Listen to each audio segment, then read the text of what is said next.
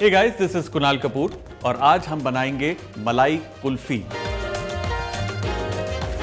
मलाई कुल्फी बनाने के लिए हमें चाहिए फुल क्रीम मिल्क। इसे अब हम पकाएंगे। ये रहा ladle.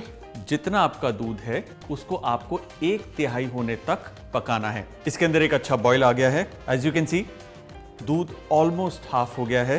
We have to take it to 1/3। As you can see ये काफी थिक हो गया है, थोड़ा सा और थिक होगा। इसके अंदर ये जो मलाई है जो हम साइड से स्क्रैप कर रहे थे वो अब अच्छे से दिख रही है। दूध अब रिड्यूस हो चुका है। एट दिस स्टेज इसे हम टर्न ऑफ करेंगे, रिमूव इट फ्रॉम हीट और इसमें हम डालेंगे शुगर। इसे अच्छे से मिला लेंगे। इसमें जाएगा इलायची पाउडर और साथ ही साथ इसमें हम डालेंगे बारीक कटे हुए पिस्ता। हमें इसे कंप्लीटली ठंडा करना है, उसके बाद इसे हम मोल्ड में भरेंगे।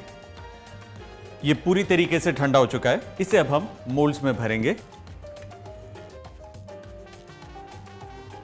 Just so that they don't fall. इसको मैंने एक ग्लास में रख दिया है।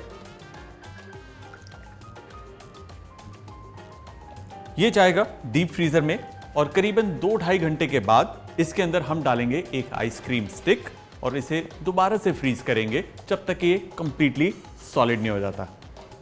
2 घंटे हो चुके हैं। They are semi frozen.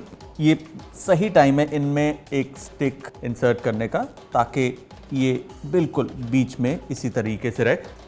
ये वापस जाएगा डीप फ्रीजर में फॉर अबाउट 3 to 4 आवर्स या जब तक कि ये कंप्लीटली फ्रीज नहीं हो जाता।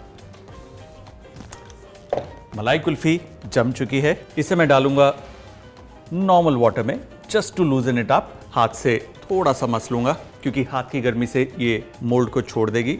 And woof, there it is. Second one, perfect.